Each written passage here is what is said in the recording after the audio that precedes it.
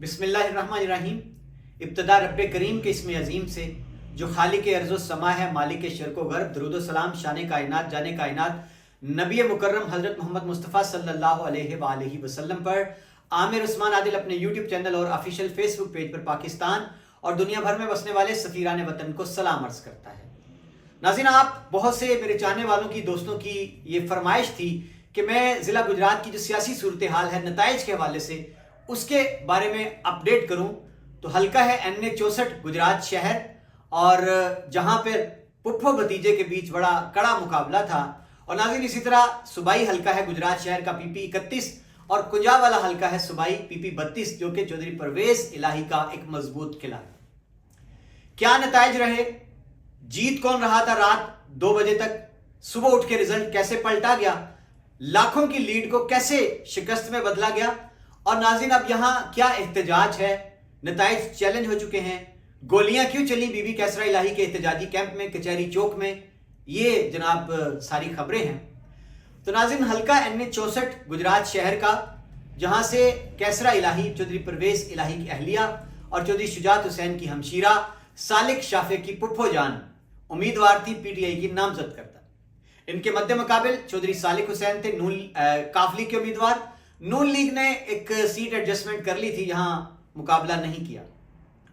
तो नाज़रीन, रात को 1 बजे तक जो नताइज आ रहे उनमें कैसरा इलाही बड़ी भारी सबकत ले रही थी और उनके कमोबेश 1 लाख से जायद वोट थे, जबकि चौधरी सालिक हुसैन के वोट इंतहाई कम, जो कमोबेश कोई 17-18 हजार बताए गए। लेकिन अगले दिन जब रिजल्ट पलटे हैं तो फिर सालिक हुसैन को यहां से 1 लाख वोटों से फाते करार दे दिया गया। बड़ी ही दिलचस्प सूरत हाल, यानी वो जो फिगर्स थे पुप्पी भतीजे के, उनको रिवर्स कर दिया गया। अब नाज़रीन, इस पर सूरत हाल कुछ यूं है कि सरापा एहतजाज है बीबी कैसरा इलाही, और उन्होंने नताइज को चैलेंज कर दिया है, तलब कर लिया है। 15 फरवरी को इलेक्शन कमीशन ने रिटर्निंग अफसर को गुजरात से और नोटिफिकेशन करने से भी रोक दिया गया है। अब नाज़रीन, यहां 15 फरवरी को क्या होता है, क्या रिलीफ मिलेगा बीबी कैसरा इलाही को या नहीं, अभी तक तो सूरत हाल ऐसी नजर आती है।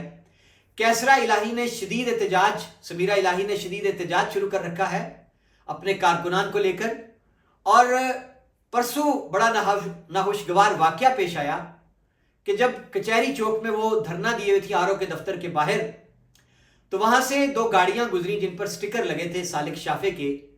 नौजवानों ने नारेबाजी की तो अचानक उस गाड़ी से गनमैन उतरे मुसल्ला, उन्होंने सीधे फायर खोल दिए, जिसके नतीजे में फुरकान नामी एक जो नौजवान था वो शदीद जख्मी हुआ। इसका मुकदमा भी दर्ज हुआ है। अब नाज़रीन, आज की खबर यह है कि कैसरा इलाही और समीरा इलाही ने आज फिर एक एहतजाज की काल दे रखी थी, लेकिन पुलिस की भारी नफरी ने उनको महसूर कर दिया ज़हूर पैलेस के अंदर, यानी उनको निकलने ही नहीं दिया गया। तो ये जनाब ताज़ा तरीन इतलात हैं।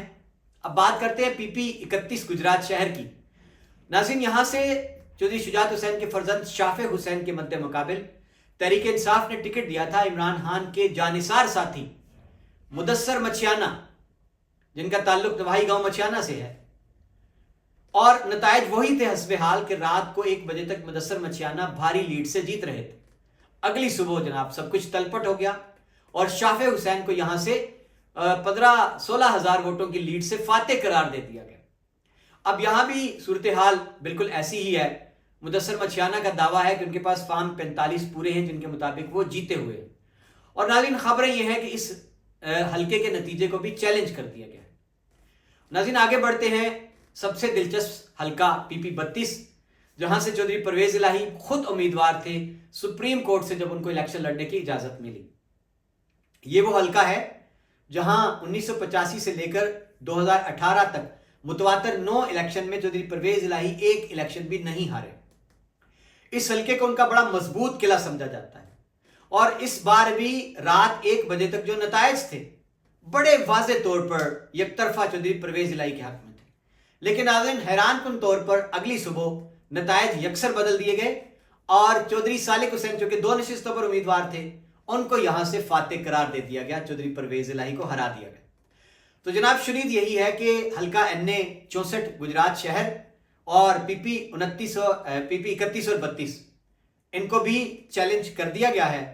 نتیجہ کیا نکلتا ہے؟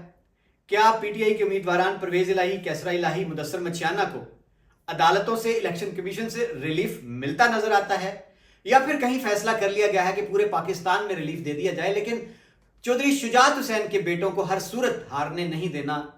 یہ جناب سادہ ناظرین صورتحال تھی جو میں نے آپ کے گوش گزار کر دی. عامر عثمان عادل کو اجازت دیجیے، اپنا خیال رکھیے گا. اللہ حافظ.